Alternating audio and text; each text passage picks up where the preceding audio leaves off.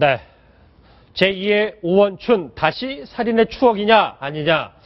네, 지난주 세상을 하게 했던 이 수원 토막 시신이 발견된 지 오늘로 나흘째입니다. 경찰이 대대적인 수색에 나섰지만 아직 주인을 찾고 있지 못했습니다. 황승택 기자. 네. 일단 왜 아직도 수사가 지지부진한 겁니까? 네, 일단 경찰도 수사본부를 꾸렸고 최대한 경찰 인원과 병력, 군견까지 투입을 해서 수사를 하고 있지만 좀 명백한 어떤 증거라든지 추가 증거가 발견되지 않는 것이 가장 큰 원인인 것 같습니다. 특히 이번 손상된 시신에서 지금 인체에 좀 끔찍한 일이지만 인체 상반신만 있고 지문 같은 부분을 채취할 수 없기 때문에 일단 신원 파악이 잘 안 되고 있는 것 같고요. 그리고 경찰이 최근 그 주변에 있는 유리물들 한 수백 점을 다 이렇게 수거를 했는데 그것이 이 피해자의 어떤 것과 연관성이 없다. 이런 점, 또 특히 발견된 장소가 등산로이기 때문에 예를 들어서 도심이나 이런 부분에 있다면 CCTV 등을 활용을 해서 과연 범인이라든지 의심되는 것들을 찾아볼 수가 있겠지만 등산로 인근에서 이것이 발견됐다는 점 때문에 추가적인 증거 확보에 경찰이 상당한 어려움을 겪고 있는 것 같습니다. 그렇군요. 강보드 기자, 이게 보면 장기도 없고 지금 토박 살해당한 것으로 비춰지기 때문에 상당히 이 범죄가 혹시 사이코패스의 가능성, 여러 가지 의견들도 많던데요. 예, 그렇습니다. 말씀하신 대로 워낙 엽기적인 범행인데다 단서가 없기 때문에 이런저런 추측들이 나오고 있습니다. 이제 그 중에 하나가 범인이 사이코패스 아니냐는 것인데요. 사이코패스는 다른 사람의 고통에 무감각하고 또 양심의 가책도 느끼지 않는 특징을 가진다고 합니다. 이번에 장기 없는 이 토막 시신을 볼 때요. 시신이 팔이 없고요. 머리나 하반신과도 분리되어 있고 장기까지 없는 상태로 발견됐습니다.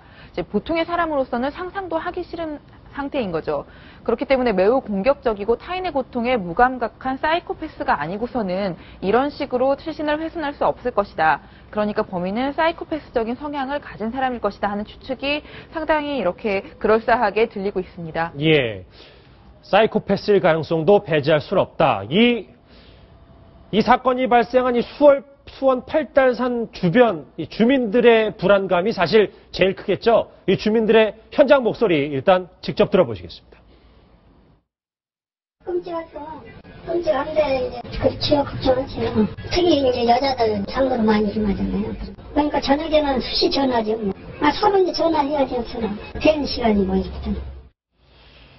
예, 불안감이 이만저만이 아닐 텐데 황승택 기자, 보면 이 장기 밀매 사건이 아니냐 이런 얘기도 나와 있고 이게 보면 예전에 인육 매매 논란을 빚었던 오원춘 사건과 그렇게 먼 데서 일어난 거 아니라면서요? 네, 그렇습니다. 시청자분들을 위해서 다시 조금 설명을 해드리면 2012년에 오원춘 씨라는 분이 상당히 좀 끔찍한 범죄를 저질렀습니다. 한 여성을 성폭행하려고 하다가 실패를 하자 자기 집으로 데려고 가서 지금 화면에 나오고 있는데요.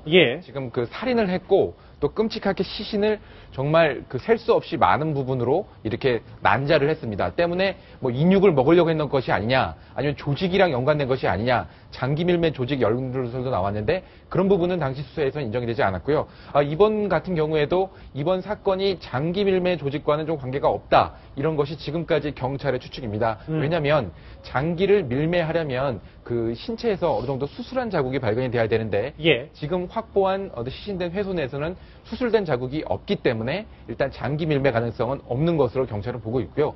특히 만약에 설사 장기 밀매를 하려고 한다면 저 시신을 저렇게 허술하게 등산로 인근에 버렸겠느냐, 이런 두 가지 이유 때문에 일단 장기 밀매 조직과의 연계선은 좀 낮은 것으로 추측이 되고 있는 상황입니다. 일단 장기 밀매 사건과는 연관이 없지만 아까 강보드 기자가 얘기했던 것처럼 이 범인이 사이코패스의 소행일 가능성은 어느 정도 무게가 실리는군요. 어떻게 보십니까? 이거에 대해서는 뭔가 장기 밀매보다 사이코패스로 수사가 좀 더 진행될 거라는 추측을 해볼 수 있지 않겠습니까? 예, 그렇습니다. 경찰이 말씀하신 것처럼 시신에서의 그 장기를 적출하기 위한 전문적인 어떤 수술의 흔적이 발견되지 않았다는 점에서 장기 밀매 조직과의 연관보다는 사이코패스적인 성향이 있는, 또 비슷한 범죄를 저지른 적이 있는 사람들을 중심으로 수사가 이루어질 것으로 보입니다. 예, 첫 번째 주제부터 이 뉴스탑10만의 자랑인 실시간 SNS 메신저를 통해서 시청자 여러분이 질문을 해주셨습니다. 하나 볼게요. 강버들 기자에게 질문합니다. 등산로에 시체를 유기한 것은 앞으로의 연쇄 살인을 자신감 있게 알린다는 범인의 선전포고로 볼 수 있지 않을까요? 범인도 쉽게 발견할 수 있는 것도 알 수 있을 텐데요. 라고 상당히 의미심장한 질문을 해주셨는데 일단 이거는 뭐 수사본부에서 좀 더 철저히 잘 알겠지만 강보드 기자가 알고 있는 한에서 어떻게 판단을 할 수 있을까요? 이 등산로가 말씀하신 것처럼 사람이 많이 다니는 등산로였다고 합니다. 또 주변에 CCTV가 많지는 않지만 CCTV 역시 있는 곳이고요. 그렇기 때문에 그냥 그 검은 비닐봉지에 싸서 이런 시신을 유기했다는 점에서 이 사람이 참 대담한 사람이다. 그리고 사이코패스처럼 뭐 타인의 고통이라든지 이런 거에 공감하지 못하는 사람이다. 이런 식의 추측이 나오고 있습니다. 그 질문 주신 분께서는 워낙 경기도 쪽에서 흉악한 사건들이 많이 발생했기 때문에 그렇죠. 예. 이런 식의 연쇄살인 이런 염려까지 하셨는데요. 아직까지 경찰 수사에서는 그런 흔적이라든지 이전에 이것과 뭐 아주 비슷한 수단으로 사람을 살해한 사건 같은 것은 아직 뭐 이제 알려진 것이 없기 때문에요. 그런 염려는 일단 좀 접어두시는 게 좋을 것 같고요. 이제 경찰의 향후 수사 상황 보면서 또 알게 되는 내용이 있으면은 바로 전해드리도록 하겠습니다. 예. 장기 없는 토막 시신 사건까지 알아봤습니다.